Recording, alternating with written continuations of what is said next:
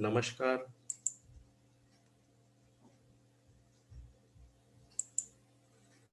नमस्कार। Good morning. Good morning.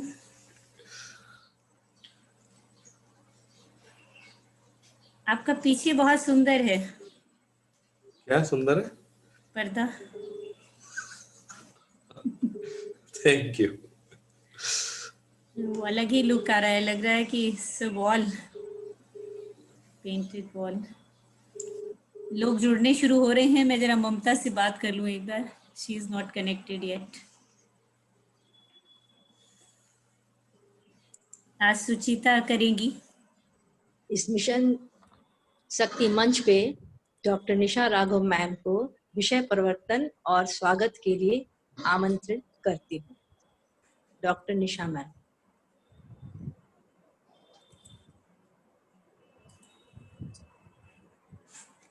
जैसा कि हम सब लोग जानते हैं, उत्तर प्रदेश शासन द्वारा ये एक मेगा लॉन्च किया गया है मिशन शक्ति के नाम से। ये कार्यक्रम जो कि 17 अक्टूबर को आरंभ हुआ था, नवरात्र के प्रथम दिवस, और ये 25 अक्टूबर तक चलेगा कार्यक्रम। इस कार्यक्रम में प्रतिदिन कुछ न कुछ प्रतिभागिता हर विद्यार्थी की, हर विश्वविद्यालय और हर महाविद्यालय जो विश्वविद्यालय से जुड़े हैं उनके सदस्यों की होनी आवश्यक है, ताकि हम लोग समाज को कुछ दिशा दे सकें। क्योंकि जहाँ भी एजुकेशनिस्ट यानी शिक्षाविद होते हैं या शिक्षा से जुड़े हुए लोग होते हैं, वो कहीं ना कहीं अपना ये प्रयास हमेशा करते रहते हैं कि हम लोग कुछ समाज के लिए अच्छा करें, क्योंकि हम छात्रों के माध्यम से तो हमेशा देते ही हैं और कहीं ना कहीं अपनी प्रतिभागिता सुनिश्चित भी करते हैं कि समाज में हम लोग कुछ अच्छे कार्य करते रहें, ताकि हमारे अच्छे कार्यों को देख करके हमारे छात्र या हमारे सहयोगी या हमारे जानने वाले हमारे साथ आगे बढ़ सकें। तो एक अच्छा समाज निर्माण, एक अच्छा राष्ट्र निर्माण हमारा उत्तरदायित्व है। इस उत्तरदायित्व को लेकर चलते हुए यही एक मिशन शक्ति लॉन्च किया गया है, ताकि हमारे समाज में महिलाओं, हमारे समाज में बेटियों की भी सहभागिता उच्च स्तर की सुनिश्चित हो। इसी संदर्भ को लेते हुए जो कार्यक्रम चल रहे हैं उसमें 17 को उद्घाटन हुआ था, उसके बाद 18 से 24 तक अन्य कार्यक्रम दिए गए और 19 से 23 तक हम लोगों को प्रातः कुछ स्वास्थ्यवर्धन, कुछ स्ट्रेस मैनेजमेंट या कुछ फिजिकल एजुकेशन, योगा प्राणायाम से संबंधित कार्यक्रम आधे घंटे के करने हैं लगभग, और शाम को पुनः 5 से 6 बजे कुछ अच्छे व्याख्यान जिनसे कि हम कुछ नया सीख सकें और अपने जीवन को एक सुदृढ़ बना सकें। इसी संदर्भ को लेते हुए आज पुनः हमारे बीच हमारे सहभागी डॉक्टर अनुराग भटनागर जी उपस्थित हैं। आप साइकोलॉजिस्ट हैं और इस समय वर्तमान में श्री मुरली मनोहर टाउन स्नातकोत्तर महाविद्यालय में एसोसिएट प्रोफेसर के पद पर कार्यरत हैं। आपको लगभग 20 वर्षों का अध्यापन अनुभव है। आपने 2 पुस्तकें लिखी हैं, कई शोध कार्य किए हैं जिनमें कई शोध प्रपत्र प्रकाशित हुए हैं और आप देश विदेश में अपने शोध पत्रों को का व्याख्यान दे भी चुके हैं। तो मैं आपको आमंत्रित करना चाहूंगी कि आप आएं और विषय कि अगर हम तनाव में रहते हैं तो इम्यूनिटी हमारी बूस्टअप नहीं होती, स्ट्रांग नहीं होती। इसको लेते हुए हम आपका व्याख्यान यहाँ सुनना चाहेंगे ताकि हमारे प्रतिभागी इससे लाभ उठाएं। और जो प्रतिभागी जुड़ रहे हैं वो प्रश्न उत्तर कर सकते हैं। अगर आप चैट बॉक्स में डाल देंगे तो हमें सुविधा होगी, नहीं तो आप हाथ उठा देंगे तो हम आपके नाम से आपको अनम्यूट करके और आपसे प्रश्न लेकर के उसका उत्तर दे सकते हैं। तो मैं पुनः आमंत्रित करना चाहूंगी डॉक्टर अनुराग भटनागर जी को। आइए डॉक्टर अनुराग भटनागर। सभी को सुप्रभात। मेरी आवाज आ रही है ना क्लियर? कुछ गूंज रही है आवाज, तो बाकी लोग म्यूट कर लेंगे, अनुरोध है जी। हेलो, क्लियर है आवाज? कुछ गूंज रही है आवाज, कहीं से देखिएगा जरा। कुछ वो ईयरफोन कनेक्शन का हो सकता है। आपकी आवाज क्लियर आ रही है अनुराग जी। जी जी, अब बोलिए अनुराग जी। हेलो, आपकी वॉइस क्लियर है, आवाज आ रही है, बोलिए। जी जी बोलिए Anurag ji. Immunity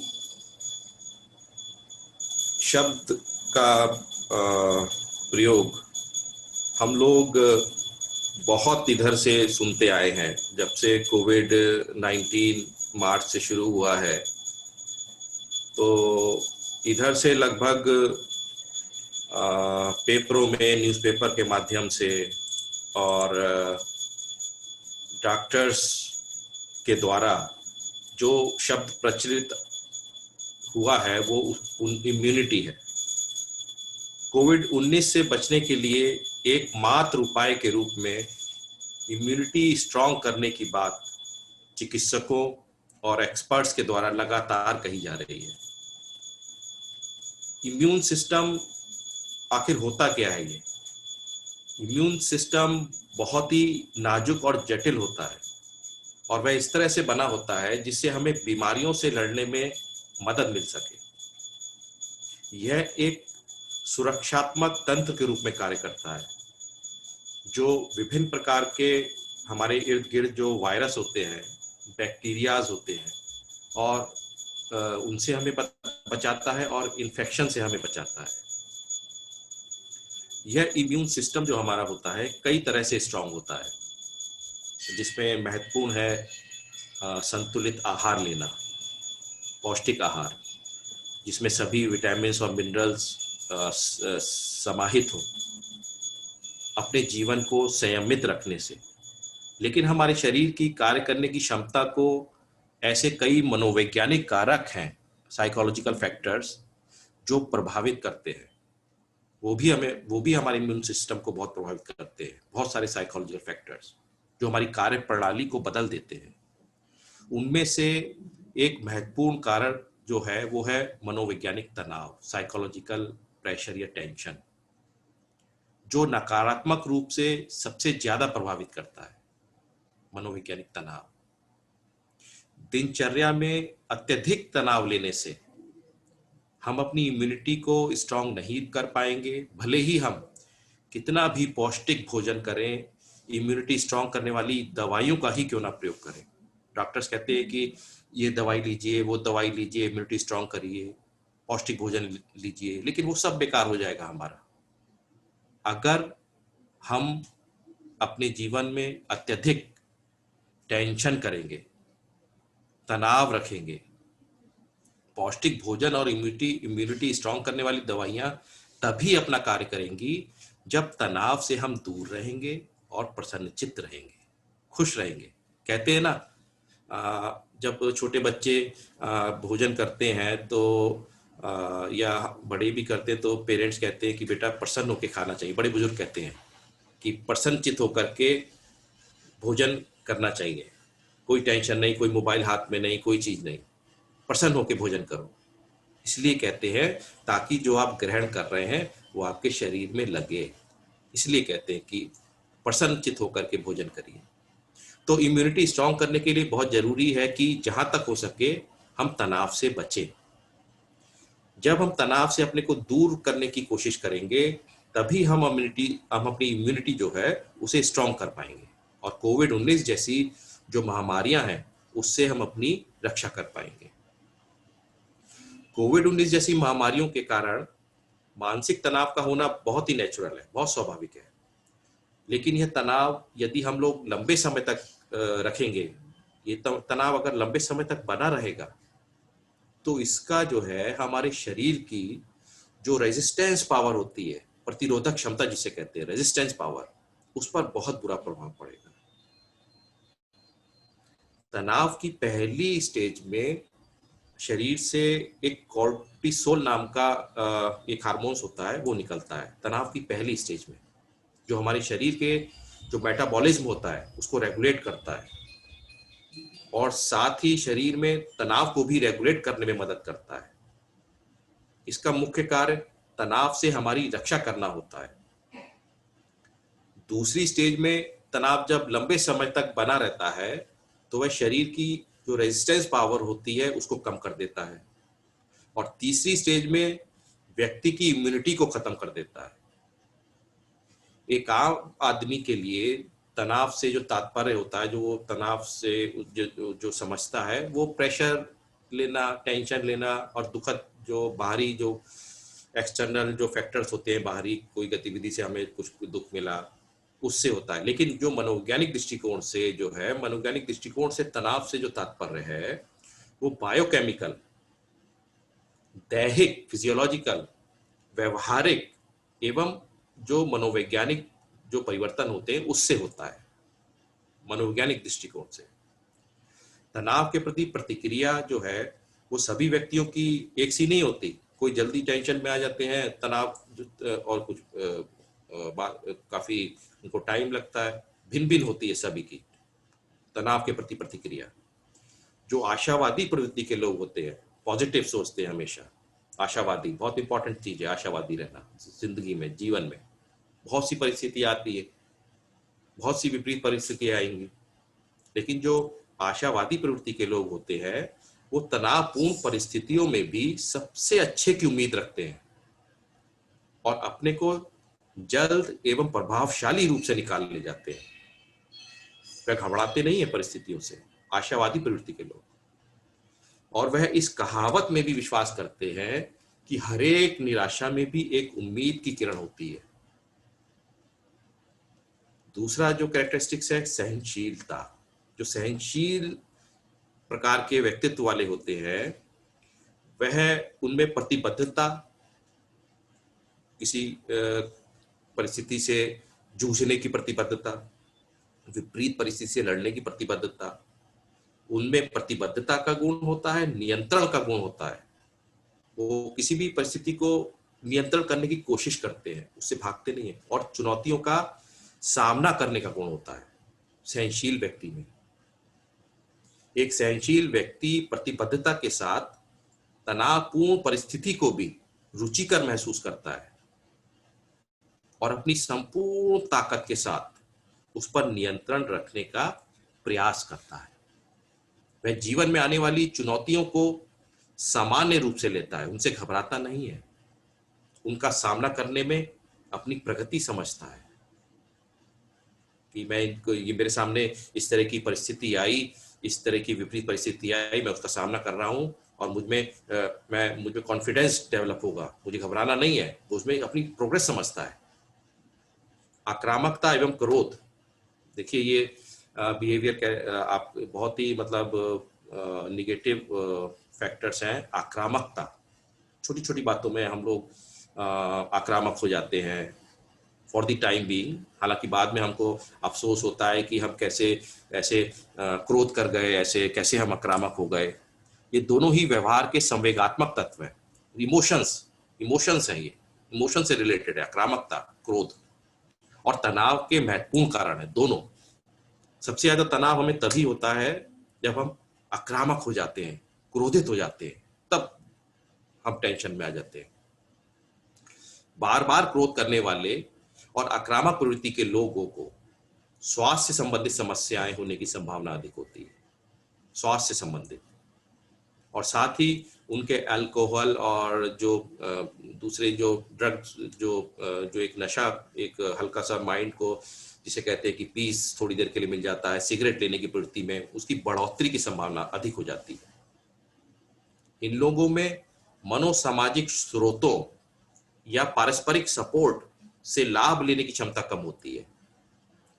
psychological, psychosocial जो सोर्सेज होते हैं हमारे पास, सामाजिक, मनुष्य एक सामाजिक आदमी है, हम लोग समाज में उठते बैठते हैं। हमारा पारस्परिक सपोर्ट मतलब पारस्परिक मित्र से सहयोग लेना, अपने घर में सहयोग लेना, वो उस क्षमता में बहुत कमी आ जाती है। और इस प्रकार चुनौतीपूर्ण, तनावपूर्ण परिस्थिति के नकारात्मक प्रभाव को सहन करने की जो प्रतिरोधक क्षमता होती है वो भी कम हो जाती है। तनाव से बचने के लिए और स्वस्थ रहने के लिए सबसे प्रभावशाली उपाय है कि तनाव को आने ही ना दिया जाए। अब ये तो बड़ा मुश्किल है कहना कि ऐसे कैसे तनाव को आने ना दिया जाए, इसके लिए क्या किया जाए कि तनाव आए ही ना। तो जहां तक प्रयास हो, अपना हर व्यक्ति अपने जीवन में थोड़ा बहुत तनाव फेस करता ही है, लेकिन बहुत से उपाय हैं, उन उपायों को हम अपना करके थोड़े से अपने तनाव को जो है वो कम कर सकते हैं। इसके लिए मेडिटेशन एक लाभकारी उपाय है। अपना कोई विपरीत परिस्थिति आई, किसी समस्या में अगर घिरे, उसको सॉल्व करना चाहिए, लेकिन थोड़ी देर के लिए अपना मेडिटेशन शांत कमरे में या कोई जगह अपना देख करके किसी चीज या विचार पर, ये मेडिटेशन जो है किसी चीज या विचार पर ध्यान केंद्रित करने की प्रक्रिया है।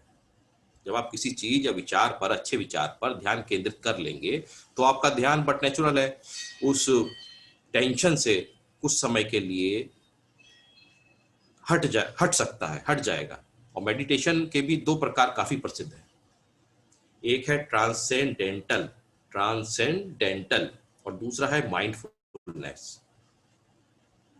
ट्रांसेंडेंटल प्रक्रिया में किसी मंत्र को दिन में 2 बार लगभग 20 मिनट तक आराम से शांत होकर दोहराया जाता है। ट्रांसेंडेंटल मेडिटेशन प्रक्रिया में किसी भी मंत्र को दिन में 2 बार लगभग 20 मिनट तक आराम से शांत होकर, उससे क्या होता है, उससे दिमाग शांत हो जाता है।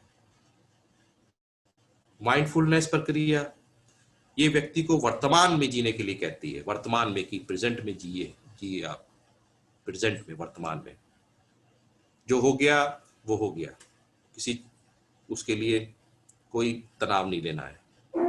इससे तात्पर्य है कि हमें भूतकाल और भविष्य की चिंता छोड़कर अपने वर्तमान पर ध्यान देना चाहिए, ना पास्ट की ना फ्यूचर की, प्रेजेंट में जियो। माइंडफुलनेस प्रक्रिया कहती है कि आपको प्रेजेंट की चिंता करनी है, इस समय की प्रेजेंट में रहना है, पास्ट और फ्यूचर की चिंता नहीं करनी है। सचेतनता की कुशलता इस बात में ही है कि यह हमें हमारी चिंता और विचारों से अवगत ही नहीं कराती है, बल्कि उन विचारों से दूर रहने में भी हमारी मदद करती है जो हमारे लिए कष्टकारी होती है। जो विचार हमारे लिए कष्टकारी होते हैं उनसे हमें दूर रहने में मदद करता है। ये हमारा ध्यान दूसरी चीजों पर केंद्रित भी कराती है। तनाव से बचने के लिए और स्वस्थ रहने के लिए आवश्यक है कि अपने मन की मनोदशा को ठीक रखा जाए। बहुत इंपॉर्टेंट साइकोलॉजिकल फैक्टर है, वेरिएबल है मनोदशा, मन की दशा। मन की मनोदशा का हमारे इम्यून सिस्टम पर प्रभाव पड़ता है। पॉजिटिव मनोदशा का संबंध स्ट्रांग इम्यून सिस्टम से होगा और निगेटिव मनोदशा का संबंध कमजोर इम्यून सिस्टम से होता है। कुछ लोगों की आदत होती है कि हमेशा कोई भी बात कह दी जाए निगेटिव ही सोच रहा है उसमें। बेटा घर से बाहर निकला है, साइकिल पे जा रहा है, कहीं ऐसा ना हो जाए, कहीं वैसा ना हो जाए, कहीं एक्सीडेंट ना हो जाए। कुछ पेरेंट्स की आदत होती है कि अपने बेटे या बेटी को 5-5 मिनट में फोन करते हैं, ठीक हो, कहाँ पर हो, फिर 10 मिनट बाद कहाँ पहुंचे, फिर आधे घंटे बाद अब कहाँ पहुंचे। हर चीज में कुछ कुछ की टेंडेंसी बन जाती है निगेटिव सोचना। क्या होगा इससे? बट नेचुरल है, तनाव होगा, इम्यून सिस्टम वीक रहेगा, कुछ भी खाएंगे पिएंगे कुछ नहीं लगेगा। एक और वेरिएबल है संवेगात्मक अभिव्यक्ति, ये भी हमारे स्वास्थ्य को प्रभावित करती है। संवेगों का प्रेम क्रोध, संवेग कौन कौन से होते हैं? प्रेम क्रोध भय, सब संवेग हैं। संवेगात्मक अभिव्यक्ति भी हमारे स्वास्थ्य को प्रभावित करती है। संवेगात्मक अभिव्यक्ति से तात्पर्य है हमारे संवेगों की सही ढंग से अभिव्यक्ति। संवेग हमारे व्यवहार को प्रभावित करते हैं और यह भी पाया गया है कि जो लोग अपने संवेगों पर नियंत्रण नहीं रख पाते हैं, उनका दमन करते हैं, उनको सप्रेस करते हैं, उसका उनके स्वास्थ्य पर बुरा प्रभाव पड़ता है। कोई भी कारण हुआ, संवेग भय प्रेम है किसी के प्रति या क्रोध है, नहीं क्रोध कर पा रहे हैं किसी अपने मित्र पर, गुस्सा आ रहा है कि उसने ऐसा क्यों कर दिया है, लेकिन किसी वजह से हम नहीं कर पा रहे। अपने भाई पे गुस्सा आ रहा है, बड़े भाई पे, लेकिन हम नहीं क्रोध पर कर पा रहे। तो उसका एक तरीका है, कायदे से अपनी जो भी एक्सप्रेशन है उसको निकालिए, ये नहीं कि उसको सप्रेस कर लिया जाए। तनावपूर्ण परिस्थिति में अपने संवेगों को दबाना, विशेषकर निगेटिव संवेगों को, यह स्वास्थ्य को नुकसान पहुंचा सकता है। हमें अपने संवेगों पर नियंत्रण रखना आना चाहिए। संवेग हमारे तनाव से बचने में और लड़ने में दोनों में मदद कर सकते हैं। एक और फैक्टर है आत्म प्रभावकारिता का, अर्थात हमारा प्रभाव। हमारी सामर्थ्य भी हमें तनाव से बचने में सहायता करती है। हम अपनी परिस्थितियों का जितनी प्रभावशालीता के साथ समाधान करते हैं, तनाव उतना ही कम होता है। हमको अपने को इस योग्य बनाना है, प्रभावशाली बनाना है, ताकि हम तनावपूर्ण परिस्थिति अपने को बचा सकें। एक और साइकोलॉजी में एक प्रतिक्रिया है, रेस्पॉन्स है, वो फाइट या फ्लाइट प्रतिक्रिया। फाइट करिए या फ्लाइट कर जाइए। फ्लाइट माने उड़ने से नहीं है, एरोप्लेन बैठ के उड़ जाओ।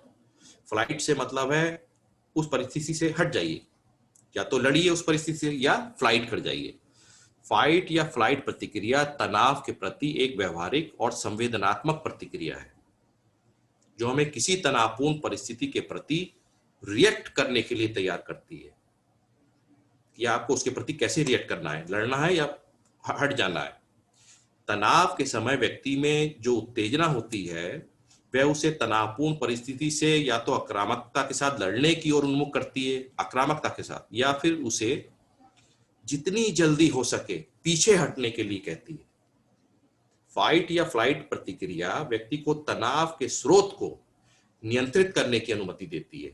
उसका जो स्रोत है, कहां से वो जो है तनाव आ रहा है, उसके स्रोत को नियंत्रित करने की अनुमति देती है। यदि व्यक्ति समझता है कि वह तनावपूर्ण परिस्थिति पर नियंत्रण कर लेगा, तो वह परिस्थिति से लड़ता है। और यदि वह ऐसा सोचता है कि मैं नियंत्रित नहीं कर पाऊंगा, तो उस परिस्थिति से अलग हटकर स्वयं को तनाव से सुरक्षित रखने की भी यह प्रतिक्रिया अनुमति देती है। यह इंपॉर्टेंट नहीं है कि हम कितने अधिक स्वस्थ और सुखी हैं। यह इंपॉर्टेंट नहीं है। ये नहीं करे थी कि कैसे बियाह हो जाए तो। यह इंपॉर्टेंट नहीं है कि हम कितने अधिक स्वस्थ और सुखी हैं, बल्कि उससे ज्यादा इंपॉर्टेंट जो हमारे जीवन में है वो ये है कि हम कितने समय तक, हाउ लॉन्ग, कितने समय तक हम सुखी और स्वस्थ बने रहते हैं जब हम तनाव का अनुभव करते हैं। लेकिन जब परिस्थितियां असामान्य हो तो हमें हतोत्साहित होने की आवश्यकता नहीं है, बल्कि व्यक्तिगत एवं सामाजिक स्रोतों का प्रयोग कर अपनी मदद करनी चाहिए हमें। वह लोग जो तनाव को एक चैलेंज के रूप में लेते हैं, उन लोगों की अपेक्षा जो तनाव को एक थ्रेट समझते हैं, उनमें मानसिक एवं शारीरिक तनाव के लक्षण जो हैं वो कम पाए जाते हैं। अतः यदि इन मनोवैज्ञानिक उपायों को अपनाया जाएगा और उनका यदि हम ध्यान रखेंगे, तो हम काफी हद तक जो है तनाव से बच सकते हैं और कोविड-19 जैसी महामारियों से लड़ने में सहायक अपने इम्यून जो हमारा सिस्टम है उसको हम स्ट्रांग रख सकते हैं। इसलिए आशावादी हम बने, पॉजिटिव सोचें, सहनशील बने, आत्म प्रभावकारी बने, हमारा प्रभावशाली बने, स्वयं पर नियंत्रण रखें, अपनी मनोदशा ठीक रखें, ट्रांसेंडेंटल और माइंडफुलनेस मेडिटेशन प्रक्रिया को अपनाएं। रिलैक्सेशन प्रक्रिया है। आक्रामक व्यवहार एवं क्रोध सारे उसका जो फसाद का कारण है, कंट्रोल करने की कोशिश करें। संवेगों पर नियंत्रण रखें, उनको दबाएं ना, उनको प्रकट करें। फाइट या फ्लाइट प्रतिक्रिया का सहारा लें। धन्यवाद।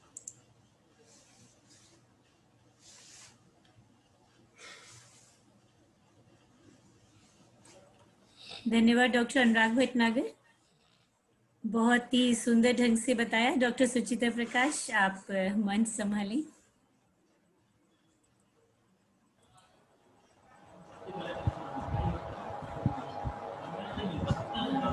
से अनुराग जी के लिए एक शब्द कहना चाहूंगी, जो अपनी काबिलियत पे विश्वास करते हैं अक्सर वही मंजिल तक पहुंचते हैं। इन्होंने इतनी अच्छी तरीके से आज के इस कोविड के परिवेश में तनाव से मुक्त रहने के जो उपाय बताए, और उन्होंने जो कहा कि जिस तरह से we are affected by the hormonal change, hormones are affecting, that is cortisol, means stress होती है जब थोड़ी भी, इतनी स्ट्रेस की ये सिचुएशन है पैंडेमिक में, तो जिस तरह से हम लोग इसको झेल रहे हैं तो इंटरनल चेंजेस हो रहे हैं हमारे अंदर, हार्मोनल चेंजेस हो रहे हैं। और इन्होंने जो इतना अच्छा वर्णन किया कि स्ट्रेस के कंडीशन में either 3F, that is when fear is there then we should either flight और फाइट। तो मुझे क्या कर इनकी ये सोच, इनकी ये जो वाक्यांश हैं वो ये काफी अच्छे तरीके से हमें प्रेरित करती है कि भी हमें हौसले अपने बुलंद रखने हैं, तभी हमें मंजिल मिल सकती है। और इस चीजों की व्याख्या इन्होंने बहुत अच्छे तरीके से कहा। उन्होंने ये कहा कि किसी भी परिस्थिति में आक्रोश में ना आए, सहनशीलता, उम्मीद, धैर्य, ये सारी चीजें हमें अपने आप में कल्टीवेट करना होगा, क्योंकि ये आउटर फैक्टर्स जो हमें इफेक्ट करते हैं उससे हमारा इंटरनल सिस्टम डिस्टर्ब हो जाता है। और साइकोलॉजिकली हमें बैलेंस रहने के लिए इंटरनल सिस्टम अगर जिसका सही है तो internal system is neuro hormonal, बाहर नर्वस और हमारा हार्मोन्स अगर सही तरीके से बैलेंस वे में काम करेगा और हम सभी चीज के प्रति ऑप्टिमिस्ट रहेंगे, पॉजिटिव एटीट्यूड रखेंगे, पुरानी चीजों को भूलेंगे और नई चीजों की उम्मीद के साथ एक आशा की किरण लेकर आगे बढ़ेंगे, तो हम बहुत आगे तक जा सकते हैं। और इसका प्रत्यक्ष प्रमाण अनुराग जी खुद ही हैं। So I am very much thankful to doctor Anurag Bhatnagar sir ने जितने अच्छे तरीके से हमें इस कोविड के सिचुएशन से आगे बढ़ने के लिए एक दिशा दिखाई, एक मार्गदर्शन किया। इसके लिए मैं उनको धन्यवाद ज्ञापित करती हूँ। और अब मैं ममता मैम को, डॉक्टर ममता वर्मा मैम को शपथ ग्रहण के लिए इस जेएनयू के महिला प्रकोष्ठ की तरफ से शपथ ग्रहण करने के लिए उन्हें आमंत्रित मुझे लगता है कि कुछ शपथ से पहले कुछ प्रश्नोत्तर हो सकते हैं, तो पूनम प्रश्नोत्तर प्रश्नोत्तर के लिए मैं निशा विशेन जी या पूनम जुड़ी हैं इसमें, पूनम को आमंत्रित करती हूँ कि वो प्रश्नों का सिलसिला जारी रखते हुए शुरू करें। प्रश्नोत्तर जो हमारे इस मंच पर आए हैं उनको यहाँ पर रखें। So for this, I'm just requesting Poonam, Poonam Gupta. So over to Poonam Gupta. Poonam Gupta ji, hello. Unmute करिए अपने को जी, बोलिए।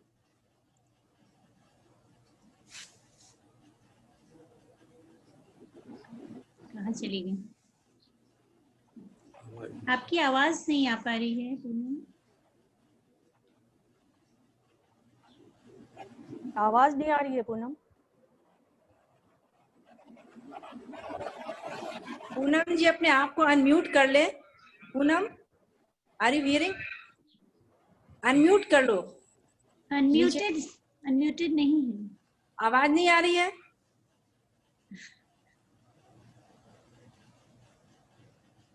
हेलो, कुछ और टेक्निकल इश्यू है।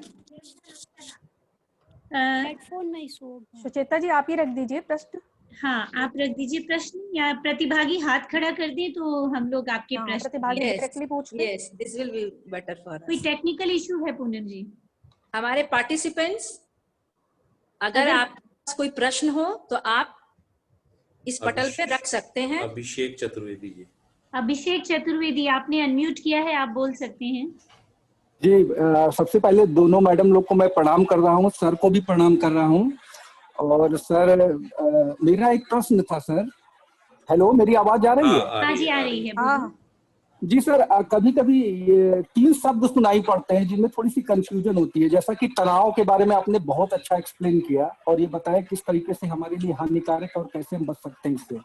सर, तनाव, चिंता और दुश्चिंता, ये तीनों शब्द हैं। थोड़ा सा इन तीनों के बारे में अगर आप बताते, क्या तीनों एक ही चीज है या अलग अलग है, और इनका मतलब आनुवंशिकता से क्या रिलेशन है सर? क्या आनुवंशिकता भी इस पर प्रभाव डालती है? तनाव, चिंता, दुश्चिंता सर। देखिए, जहां तक चिंता का संबंध है ना, चिंतित तो आपको रहना ही चाहिए अपने जीवन में, लाइफ में। चिंता का जो है एक निश्चित स्तर होना बहुत जरूरी है। अगर हम अपने बच्चों से ये कहें कि बेटा कुछ चिंता मत करो पढ़ाई लिखाई की, कोई चिंता करने की तुम्हें जरूरत नहीं है ना, तो वो तो पूरे मतलब फ्री हो जाएंगे, इंडिपेंडेंट, है ना। तो एक चिंता का एक नॉर्मल स्तर होता है, चिंता का एक सामान्य स्तर होना बहुत जरूरी है। चिंता का एक सामान्य स्तर होना बहुत जरूरी है, लेकिन अत्यधिक चिंतित हो जाएं आप। अब चिंतित से क्या मतलब है? मैंने एक एग्जाम्पल दिया कि अगर कुछ पेरेंट्स ऐसे होते हैं कि आपके बेटे को दिल्ली अगर जाना है और वो प्लेटफॉर्म पे पहुंचा है, तो पहले प्लेटफॉर्म तक पहुंचने तक ही 2-3 फोन पेरेंट्स के आ जाएंगे, बेटा कहाँ हो, पहुंचे कि नहीं पहुंचे, ट्रेन में बैठे कि नहीं बैठे। प्लेटफॉर्म पहुंच गए, ट्रेन में बैठ गए 2 फोन, और दिल्ली पहुंच गए 3 फोन, बीच में 1 फोन 4 फोन। ये तो चिंता का एक सामान्य स्तर हुआ, लेकिन कहाँ पहुंचे? प्लेटफॉर्म पे पहुंच गए, ट्रेन आई कि नहीं आई, बैठ गए, क्या कर रहे हो, अब कहाँ पहुंचे, अब कानपुर पहुंच गए, अब इलाहाबाद पहुंच गए, अब अलीगढ़ आ गया। पूरी रात पेरेंट्स की भी खराब हुई तो हुई, और वो जो बच्चा जा रहा था उसने भी अपना आखिर में स्विच ऑफ कर दिया फोन। तो चिंता का जो है एक सामान्य, ये तो ये एबनॉर्मेलिटी कही जाएगी, इसे आप चिंता का सामान्य स्तर नहीं कहेंगे, ये कन्वर्ट हो जाएगी आपके तनाव में। जो ये चिंता है ये कन्वर्ट कहाँ हो गई? आपके तनाव में। ये तनाव डिफरेंट है चिंता से, हमें तनाव नहीं लेना है। दुश्चिंता भी एक तरह से चिंता का अति विकृत रूप है ना। हमको अपनी लाइफ में चिंतित रहना है, सबको चिंतित रहना है, लेकिन उसका एक सामान्य स्तर होना बहुत जरूरी है। बस चिंतित हर एक को रहना चाहिए, अपनी स्टडीज के प्रति, अपने बच्चों के प्रति, अपने परिवार के प्रति, अपने मित्रों के प्रति, सबके प्रति चिंतित रहना चाहिए कि कौन कैसा है, सब ठीक है कि नहीं है, क्या बच्चों की प्रोग्रेस है, क्या वो कर रहे हैं। ऐसे थोड़ी कि बिल्कुल ही फ्री माइंड हो जाएंगे, हम बिल्कुल भी उनके स्टडीज के संबंध में या उनके पालन पोषण के संबंध में चिंतित ना हो। लेकिन नॉर्मल एबनॉर्मलिटी नहीं करनी है, हमें एबनॉर्मल नहीं होना है। हमें उसका एक तरीका होता है, हमें चिंतित होना है, लेकिन हमें एबनॉर्मल नहीं होना है। हमको तनाव नहीं लेना है, चिंता का विकृत रूप नहीं करना है। विकृत रूप क्या? तनाव। समझ गए ना मेरा कहने का? जी, बहुत बढ़िया ढंग से आपने इसको चित्रित किया। और प्रकाश चंद्र त्रिपाठी जी ने अनम्यूट कर रखा है। प्रकाश चंद्र त्रिपाठी, आप अनम्यूटेड हैं, कुछ कहना चाहते हैं? अभिषेक चतुर्वेदी का हो गया, और कोई?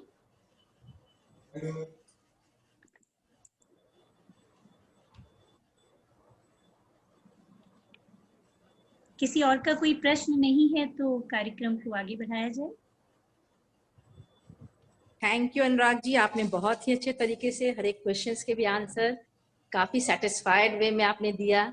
और आपके इस तरह के व्याख्यान को देखते हुए ये बहुत आसानी से कहा जा सकता है, परिंदों को मंजिल मिलेगी यकीनन, परिंदों को मंजिल मिलेगी यकीनन, ये फैले हुए उनके पर बोलते हैं, ये फैले हुए उनके पर बोलते हैं, अक्सर जो लोग खामोश रहते हैं, जमाने में उनके हुनर बोलते हैं।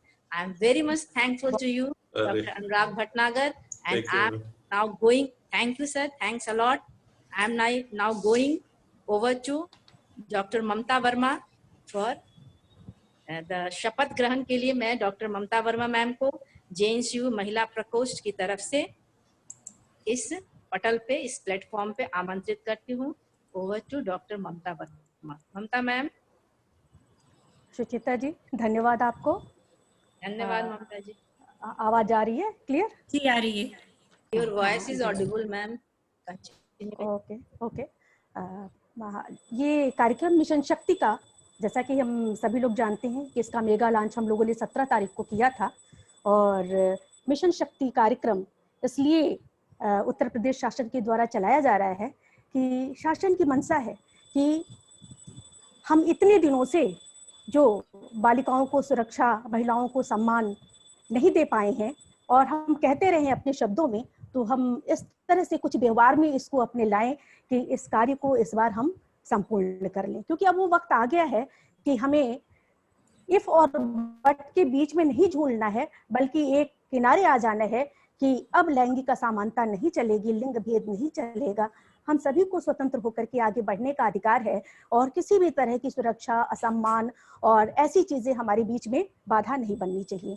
इसके लिए पहले दिन अभिभावकों का शपथ हुआ था, और आज जो है छात्रों का शपथ है, बालिका सुरक्षा शपथ इसका नाम है, और छात्रों द्वारा ये शपथ लिया जाएगा। लेकिन इसके पहले हम आज के अपने प्रमुख वक्ता को इस महिला प्रकोष्ठ की अध्यक्षा होने के नाते, और काफी मैं हर्ष महसूस कर रही हूँ कि अनुराग जी हमारे छोटे भाई भी हैं और बहुत ही होनहार मनोवैज्ञानिक हैं, बहुत ही अच्छे विषय को ये लेकर के आए जिसकी आज उपयोगिता है। क्योंकि हमें हमेशा ही कोविड-19 का दौर चल रहा है, और इससे हम अपने आप को कैसे सुरक्षित रख सकते हैं, इस विषय में भी हमें लोगों को लोगों में चैतन्यता जागृत करनी है, जागरूक बनाना है लोगों को।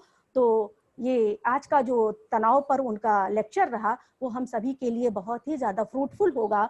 सभी स्टूडेंट इससे जो है लाभान्वित होंगे, और उनको ये समझ में आएगा कि जीवन में हर तनावपूर्ण स्थितियों से बाहर निकलने के लिए हमें पहले ही उसकी तैयारी कर लेनी है, और अपने व्यक्तित्व में उन गुणों को आत्मसात करना है, उन गुणों को विकसित कराना है, जिससे कि आज के परिवेश में हम समस्त चुनौतियों से पार पाते हुए अपनी जगह बनाए रखें, और हर स्थिति में अपनी मनोदशा को हम ठीक रखें। क्योंकि बहुत ही प्रसिद्ध अमेरिकन साइकोलॉजिस्ट कोलमैन ने कहा था कि 18वीं शताब्दी जो है वो तार्किकता का युग है, 19वीं शताब्दी वो हमारे विकास का युग है, लेकिन 20वीं शताब्दी तनाव और चिंता का युग है। जैसा कि हम लोग पा रहे हैं कि हर तरफ किसी न किसी प्रकार का तनाव और चिंता आज फैला हुआ, हर एक चीज में आपाधापी मची हुई है, जो कि कहीं न कहीं हमारी मनोदशा को बिखेर देने का काम करती है। ऐसी स्थितियों में आवश्यकता है कि इन तनावपूर्ण स्थितियों में, जो कि विकास के लिए संभावना भी है कि जब हम विकास की दौड़ में आगे बढ़ेंगे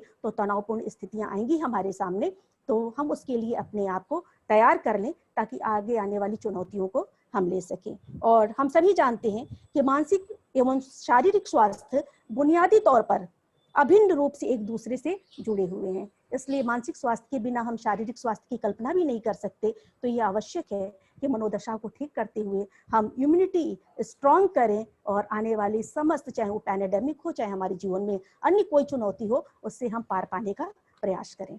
अब हम छात्रों को आमंत्रित करते हैं, उनका आह्वान करते हैं कि बालिका सुरक्षा के लिए जो मैं शपथ की लाइनें बोलूंगी उसको वो हमारे पीछे दोहराएंगे। हम शपथ शुरू कर रहे हैं। भारत के जिम्मेदार नागरिक के रूप में मैं शपथ लेता हूं कि सदैव बालिकाओं सब लोग एक मिनट मैम, जितने भी छात्र जुड़े हैं वो लोग हृदय पे अपने हाथ रखेंगे, और साथ साथ 2-3 लोगों का अनम्यूटेड है वो बोलते रहे ताकि सुनाई दे कि हमारे छात्र शपथ ले रहे हैं। छात्र ले रहे हैं, छात्राओं के लिए मैंने नहीं कहा है। तो जो छात्र ओपन किए हुए हैं, राजकुमार हैं, महावीर हैं, आप लोगों ने ओपन किया हुआ है, आप लोग दोहराइए तो मैडम को सुनाई देगा, तो आगे की शपथ समारोह पूर्ण हो पाएगी। हाँ, बिल्कुल बिल्कुल ठीक कहा आपने निशा दी।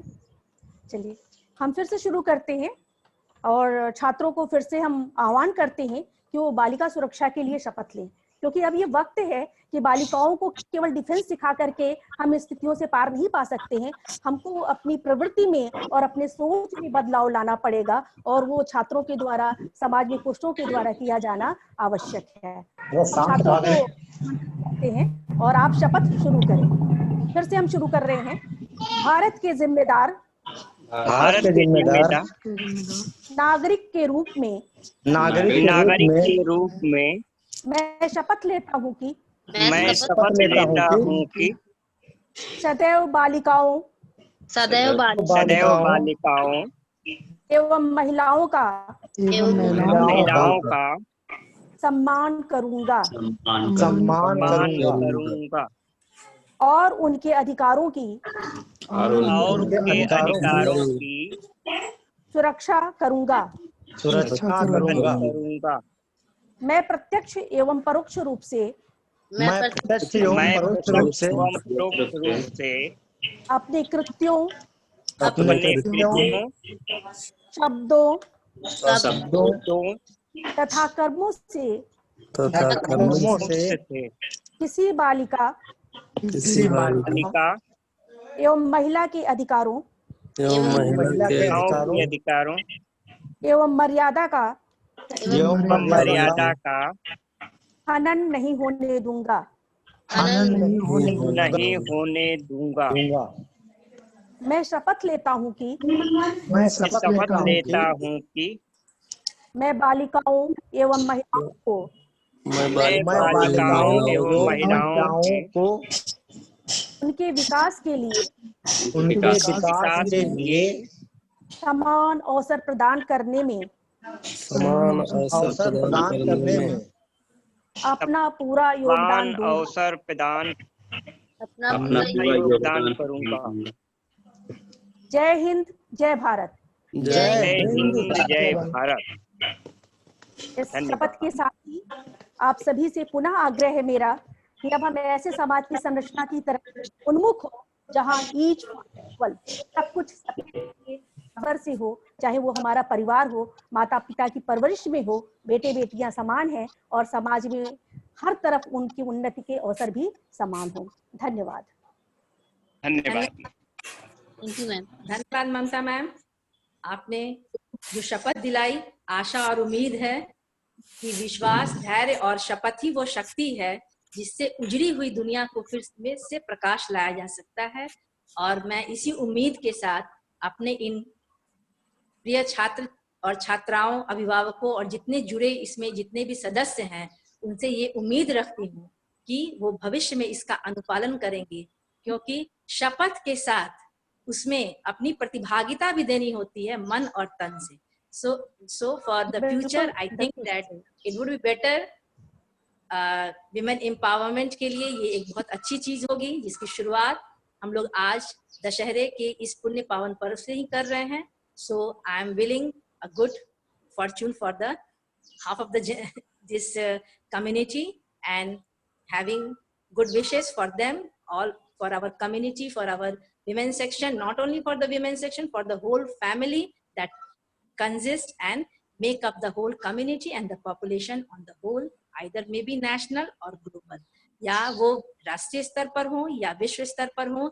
ये छोटे से फैमिली से ही शुरुआत होती है जिसकी जड़ जो होती है वो एक माता पिता और उसमें निहित उनके बच्चे होते हैं। तो मैं ये सोचती हूँ कि यहाँ सभी लोग जुड़े हैं और अगर इसका अनुपालन वो लोग यहाँ से शुरू करें, जब जड़ से शुरू होगी तो तने स्वस्थ और प्रफुल्लित होंगे ही और उसमें काफी अच्छे फूल निकलेंगे और काफी मेंटेन हो जाएगी हमारी डिग्निटी जो कि मलिन होती दिख रही है। जो भी वजह हो, अगर हम शपथ ले रहे हैं और उसका अनुपालन करेंगे तो निश्चय ही हम इस प्रयास में सफल होंगे।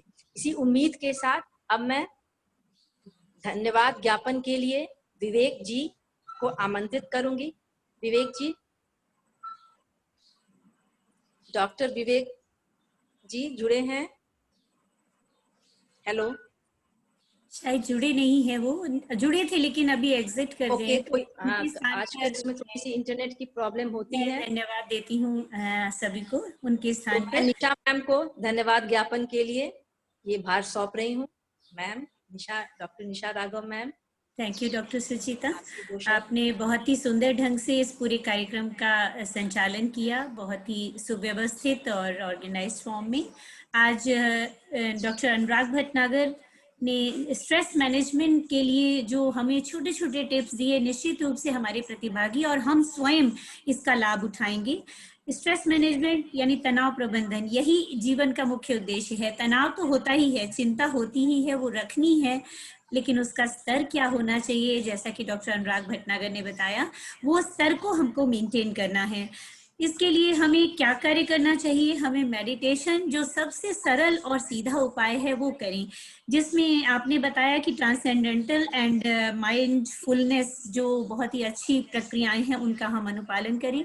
पॉजिटिव और नेगेटिव दोनों ही मनोदशा में इम्यून सिस्टम पर प्रभाव पड़ता है। अगर हम पॉजिटिविटी रखते हैं जीवन में तो निश्चित रूप से हमारी इम्यूनिटी स्ट्रांग होगी। स्ट्रांग का जो हम लोग परिदृश्य देते हैं, कहते हैं कि हम स्ट्रांग हैं, तो वास्तव में ये इम्यूनिटी स्ट्रांग करने के लिए एक पॉजिटिव एटीट्यूड जीवन में बहुत जरूरी है।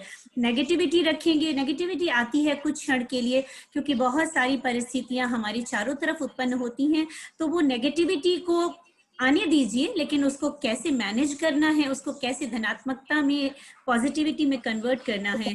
साथ ही संवेदनात्मक अभिव्यक्ति भी आवश्यक है, यानी आप अपने संवेगों को अपने अंदर दबा कर रखते हैं तो निश्चित रूप से वो स्ट्रेस कहीं ना कहीं आपको तनाव देते हैं, यानी ब्लड प्रेशर उत्पन्न करते हैं, मानसिक तनाव देते हैं। कई बार वो स्ट्रेस दबा लेने पर, किसी को अभिव्यक्त न करने पर हमारे ब्रेन पर सीधा असर होता है। जैसे लोग कहते हैं कि ब्रेन हैमरेज हो गया, तो वो ब्रेन हैमरेज हमारी उत्पन्न की हुई परिस्थिति है। हमें अपने आवेगों को, अपने संवेगों को किस तरह व्यक्त करना है ये भी आना चाहिए। तो आपने बहुत ही सुंदर ढंग से उसको बताते हुए और अंत में समराइज भी किया, जैसा कि सुचिता जी ने जोड़ा कि 3F, फियर, फाइट और फ्लाइट। तो आपने फाइट और फ्लाइट पे जो स्ट्रेस दिया, we have to manage that. बिल्कुल, दो परिस्थितियां हैं, एक पौधा जो कि कई परिस्थितियों में पैदा होता है, कई परिस्थितियों में जीवित भी रह सकता है। जैसे हम कई वनस्पतियों की बात करते हैं, यहाँ पर बहुत सारे बच्चे जुड़े हुए हैं, बचपन से तो हम लोग विज्ञान पढ़ते ही हैं। जैसे हम लोग कहते हैं कि मीजोफिटिक प्लांट्स होते हैं, मीजोफाइट का मतलब सब सामान्य परिस्थितियों में जीने वाले, और कुछ हाइड्रोफाइट्स होते हैं, यानी ज्यादा परिस्थिति मिल गई तो पानी ज्यादा होने पर हाइड्रोफाइट्स, और दूसरी तरफ जीरोफाइट्स होते हैं, मरुद्भिद, जो कि पानी कम मिला तो जीरोफाइट। तो ये तीन परिस्थितियां हमारे जीवन की भी हैं। तो हमेशा मीजोफाइट नहीं रहते, यानी वो परिस्थिति बदल करके जीरोफाइट और हाइड्रोफाइट में बदल सकती है। तो इसका मतलब ये हुआ कि हमें अपने जीवन को इन्हीं संवेगों के साथ जीना है। सहनशीलता, नियंत्रण, मनोदशा पे नियंत्रण, आक्रामक व्यवहार और क्रोध से बचना। तो ये आज हम लोगों ने सीखा डॉक्टर अनुराग भटनागर से। जानते तो हम सब हैं, लेकिन उसका अनुपालन नहीं कर पाते, लेकिन करेंगे, क्योंकि यही हमारे संवेग हमें महिला शक्ति या शक्ति मिशन की ओर ले जा रहे हैं। यही संवेग तो हैं जो हमें ये आचरण करने के लिए महिलाओं के प्रति मजबूर करते हैं। तो इन पर नियंत्रण, देखिए, महिलाओं को भी नियंत्रण नहीं होता, लेकिन पुरुषों में ये नियंत्रण और कम होता है। तो हमें ये नियंत्रण रखना है। हम सब महिला पुरुष में कोई लिंग भेद नहीं करना चाहते, तो हम सबको ये आना चाहिए कि हम लोग कैसे अपने पर नियंत्रण रख करके स्ट्रेस मैनेजमेंट करें और जीवन में उन चीजों का अनुपालन करें। तो इसके लिए मैं डॉक्टर अनुराग भटनागर को तहे दिल से शुक्रिया कहती हूँ कि आप हमारे साथ जुड़े। आप हमारे सदस्य भी हैं और आप जब जब हमें आवश्यकता होगी निश्चित रूप से सहयोग करेंगे। साथ ही हमारे साथ लगभग 10-11 महाविद्यालय के लोग जुड़े हुए हैं और एनसीसी अधिकारी, एनएसएस अधिकारी भी जुड़े हुए हैं। द्वारिका प्रसाद पीजी कॉलेज से भी कुछ प्राध्यापक बंधु जुड़े हुए हैं। साथ ही डॉक्टर वंदना पांडे, डॉक्टर अच्छीलाल यादव जी जो विभागाध्यक्ष हैं इतिहास के, वो भी जुड़े हुए हैं। प्रोफेसर आरिल गुप्ता जी जुड़े हुए हैं। डॉक्टर पवनीश जुड़े हुए हैं करनई से, जहाँ तक मैं जानती हूँ। डॉक्टर विवेक सिंह जुड़े थे लेकिन निकल गए। डॉक्टर सुनील कुमार ओझा जुड़े हुए हैं जो छात्र भी रहे हैं और हमसे हमेशा संपर्क में रहते हैं। डॉक्टर अखिलेश प्रसाद, आप सबका मैं हार्दिक धन्यवाद देती हूं कि आपने इस सेशन को ज्वाइन किया और हम सब के साथ इसको आत्मसात किया। साथ ही इसमें बहुत सारे हमारे शोध छात्र जुड़े हुए हैं अलग अलग विषयों के, जैसा कि नाम भी आ रहा है, हिंदी, भूगोल, इतिहास, संस्कृत और बॉटनी के जुड़े हुए हैं, जूलॉजी के जुड़े हुए हैं। तो बहुत सारे शोध छात्र जुड़े हुए हैं, कॉमर्स के भी हैं, तो मैं सबका नाम नहीं ले पा रही हूँ यहाँ पर। आप सबको भी धन्यवाद कि आपने सुबह का समय दिया, क्योंकि आप लोग बहुत बिजी हैं। 11:30 बजे फिर आपकी क्लास है, तो आप लोग उसमें भी प्रतिभाग करेंगे और आप बहुत अच्छा प्रतिभाग कर रहे हैं। आप लोग निश्चित रूप से कुछ ना कुछ नया रोज सीख रहे हैं। तो आप सबका भी धन्यवाद यहाँ पर इस पटल से, और मैं अपनी संयोजन टीम का भी बहुत बहुत धन्यवाद देती हूँ। मिशन शक्ति कार्यक्रम की समन्वयक होने के नाते ये मेरा उत्तरदायित्व है कि मैं इस समाज को, इस शिक्षित समाज को जोड़ करके, और जहाँ पर अशिक्षा या जहाँ पर ये व्याभिचार है वहाँ तक पहुँच करके हम लोग कुछ ना कुछ सुधार करें और एक नए राष्ट्र का निर्माण करें। इसमें आप सबके सहयोग की आवश्यकता है और आप सब सहयोग करेंगे। तो आप सभी को, पूरी टीम को तहे दिल से धन्यवाद। नमस्कार। इसके साथ ही ये मीटिंग को समाप्त किया जाता है। ठीक है Suchitra ji, Mamta ji, thank thank you Nisha doctor ma'am, Nita. आपने बहुत अच्छे तरीके से सभी को धन्यवाद ज्ञाप। सर्वे भवन्तु सुखिनः, सर्वे सन्तु निरामया, सर्वे भद्राणि पश्यन्तु, माँ कश्चित् दुख भाग भवेत्। और इन्हीं शब्दों के साथ कुलपति महोदय के आशीर्वचनों और उनके मौन स्वीकृति के साथ मैं इस समारोह के समापन की उद्घोषणा करती हूँ। सभी पुनः धन्यवाद। धन्यवाद निशा मैम, धन्यवाद ममता।